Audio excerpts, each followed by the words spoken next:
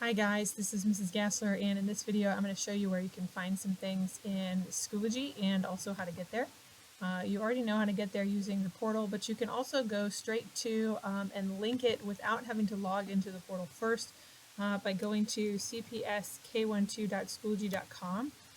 When you go here to Schoology to log in, you're going to need to enter your entire email address. This is my daughter's email address.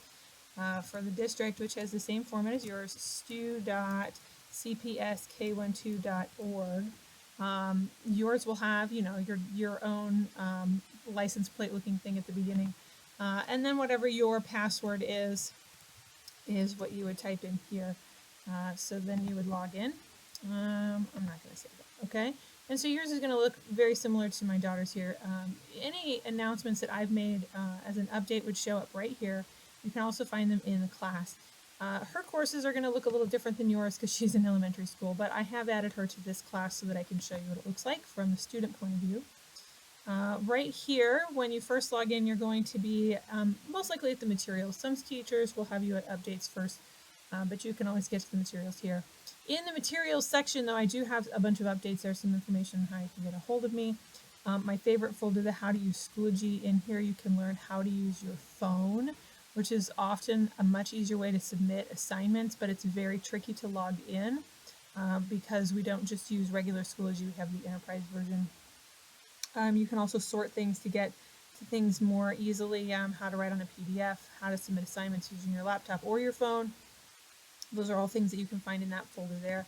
And then every day we do the learning log and the check-in, and this is where you can sign in. And you do have to be logged into your CPS Google account in order to be able to see this, otherwise it won't show it to you. You'll get a gray box and a frowny face there instead.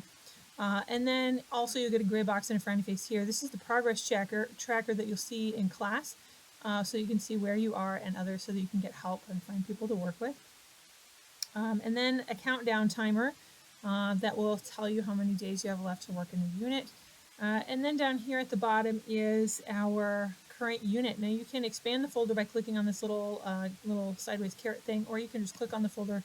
Either way, clicking on the folder will actually get you a little bit more progress information. For example, my daughter has already completed lesson 2. She's done a little bit of work in lesson 1. She hasn't started lesson 3 or any of the other lessons in here yet, but you'll see that green check mark once you've completed everything in the folder. Okay.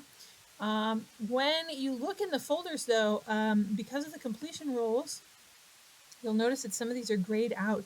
You can't click on those. Inside the folder, you have to complete things in order, so you can't get to the answer key until after you've done the practice, which is by design, and you can't do the checkpoint until after you've done the things in the folder that you have to complete first. Okay.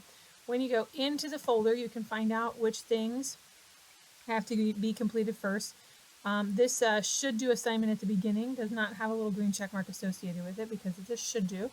You should do it, but if you skip it, that's not the worst thing in the world.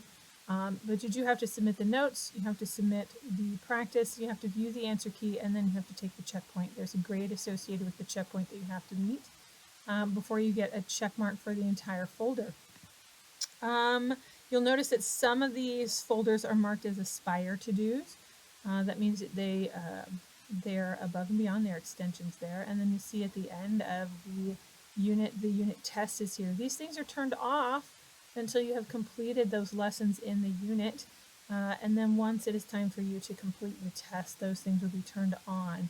So you could click on those right now, but you'll see this is not accepting submissions right now. See, it's not accepting submissions. So you can't take the test early. But that's what a typical unit will look like during the school year. You'll see many units in here. They'll even be organized by semester. Sometimes the semester 1 things are hidden at the end of semester 1, just to keep you a little bit less overwhelmed by the things that are in here. But that's the way it's organized. You can also see updates here in the updates folder, and my favorite page is the grades page.